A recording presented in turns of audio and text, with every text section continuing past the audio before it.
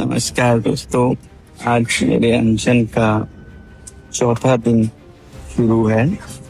मैं ठीक ही महसूस कर रहा हूँ और थोड़ा बीपी कम हुआ है। वो तो पानी और नमक बढ़ानी होगी क्योंकि गर्मी में डिहाइड्रेशन शायद हो रहा है। और शुगर लेवल का तो मैंने बताया ही था कि जब खाना बंद करते हैं तो शुगर लेवल ड्रॉप होता है, फिर कीटोसिस टेक ओवर करता है जो कि आपके फैट्स या फिर और फॉरेन सेल्स उनको खाता है। तो ये नॉर्मल है मेरे हिसाब से।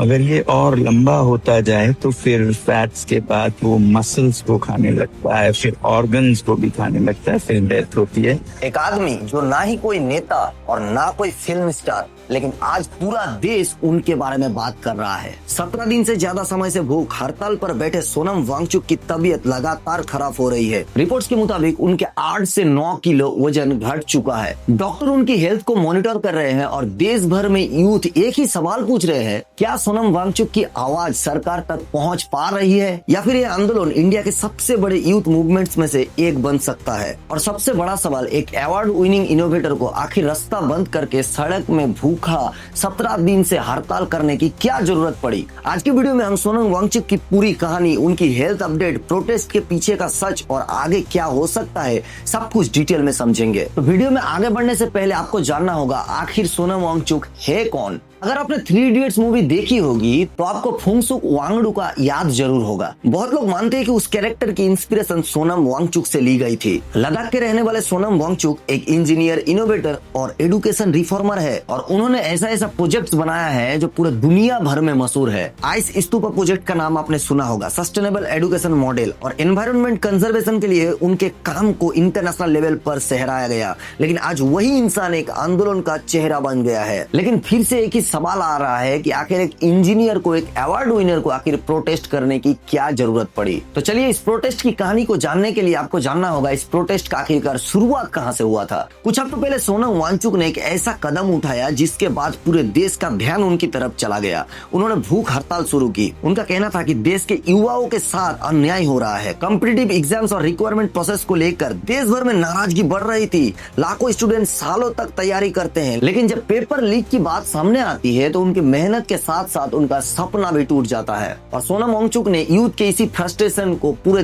देश के सामने एक बड़ा मुद्दा बना के खड़ा किया है। सोचिए एक स्टूडेंट जो 2 साल तक घर से दूर रहकर पढ़ाई करते हैं और उसके बाद उसका एग्जाम कैंसिल हो जाए तो उसके अंदर क्या बीतने वाला है। अब जरा हम आगे बात करते हैं सोनम वांगचुक की बिगड़ती हुई तबीयत के बारे में कि उनका हेल्थ अपडेट क्या है। जैसे दिन बढ़ते जा रहा है सोनम वांगचुक का हेल्थ कंसर्न का विषय बनते जा रहा है। रिपोर्ट्स में कहा गया है कि उनका वेट सिग्निफिकेंटली कम हो चुका है। मसल्स लॉस और वीकनेस की बात भी सामने आई है। डॉक्टर्स लगातार मॉनिटरिंग कर रहे हैं। उनके सपोर्टर्स लगातार अपील कर रहे हैं कि वो अपना फास्ट तोड़ दे, लेकिन वांगचुक अभी भी अपने आप पर डटे हुए हैं। यही वजह है कि सोनम वांगचुक अभी सोशल मीडिया पे ट्रेंड कर रहा है। लेकिन यहाँ से सस्पेंस शुरू होता है। अब जरा हम समझते हैं कि सोशल मीडिया में इसका एक्सप्लोजन कैसा है। जब सोनम वांगचुक की हेल्थ अपडेट सामने आई तो सोशल मीडिया पर रिएक्शन की बाढ़ आ गई। स्टूडेंट, टीचर, एक्टिविस्ट और आम लोग सब अपनी अपनी राय रखने लगे। कुछ लोग उन्हें यूथ की आवाज बता रहे हैं और कुछ लोग कह रहे हैं उनका प्रोटेस्ट एक जरूरी डिबेट बन रहा है। और जबकि दूसरी साइड कई लोग इस आंदोलन की स्ट्रेटेजी के ऊपर सवाल भी उठा रहे हैं। मैं यहाँ पे आपको क्वेश्चन कर रहा हूँ कि सोनम वांगचुक का ये जो प्रोटेस्ट है इसके बारे में आप क्या सोचते हैं, कमेंट जरूर करना दोस्तों। अब जरा हम नेक्स्ट पॉइंट पे समझते हैं इसमें सरकार की स्टैंड क्या है। अब बात करते हैं सरकार की। सरकार का कहना है एग्जाम सिस्टम में ट्रांसपेरेंसी और रिफॉर्म के लिए काम किया जा रहा है। इन्वेस्टिगेशन और अकाउंटेबिलिटी के लिए भी काफी बड़ा कदम उठाया गया है। लेकिन प्रोटेस्ट करने वाले लोगों की कहना है कि ये कदम अभी काफी नहीं है, इससे भी ज्यादा बड़ा कदम चाहिए। इसी वजह से डिबेट और तेज हो गई है। एक तरफ गवर्नमेंट का वर्जन है और दूसरी तरफ प्रोटेस्टर की डिमांड और बीच में खड़ा है इंडिया का यूथ। अब जरा हम समझते हैं कि यहाँ पे अगर सोनम वांगचुक का हेल्थ और भी ज्यादा बिगड़ती है और ज्यादा खराब होती है तो फिर क्या होगा। सबसे बड़ा सवाल यही है कि अगर सोनम वांगचुक का हेल्थ खराब हो जाती है तो फिर माहौल बहुत बिगड़ सकता है। तो फिर क्या प्रोटेस्ट और भी ज्यादा बड़ा होगा? उसी के साथ क्या नेशनल लेवल पर प्रेशर और भी ज्यादा बढ़ेगा या फिर किसी तरीके का सॉल्यूशन निकलेगा? इस वक्त किसी के पास इसका एग्जैक्ट जवाब नहीं है। लेकिन एक बात यहाँ पे तय है कि ये मूवमेंट सिर्फ एक व्यक्ति का मूवमेंट नहीं है, अब ये मुद्दा पूरा देश का मूवमेंट बन चुका है। यहाँ पे अगर मैं अपना राय दूं तो 3 इडियट्स मूवी में जो आमिर खान थे भाई, उनको सामने आना चाहिए, उनको कुछ बात करना चाहिए, लेकिन कोई भी मीडिया, कोई भी हीरो, कोई भी विलेन भाई इनके बारे में बात नहीं कर रहा है, इनका आवाज को सामने नहीं ला रहा है। मुझे पता नहीं देश में क्या चल रहा है, लेकिन सोनम वांगचुक के बारे में खास करके आमिर खान को तो बोलना चाहिए, लेकिन उनका अभी तक कोई भी बयान नहीं आया है। ये बहुत ही दुखदायक चीज है कि सोनम वांगचुक जैसे इंसान के लिए अगर आप आवाज नहीं उठाओगे तो फिर इंसान कितना नीचे गिर सकता है। मेरा सवाल एक ही है कि मीडिया वाले और सारे एक्टर और एक्ट्रेस क्या यही चाहते हैं कि सोनम वांगचुक की डेथ हो जाए, वो जिंदा ना बचे? हिस्टोरी गवाह है, कभी कभी एक इंसान की आवाज पूरे देश की आवाज बन जाती है। आज सोनम वांगचुक के सपोर्ट में हो या ऑपोजिशन में, लेकिन उन्होंने एक नेशनल कन्वर्सेशन जरूर शुरू कर दी है।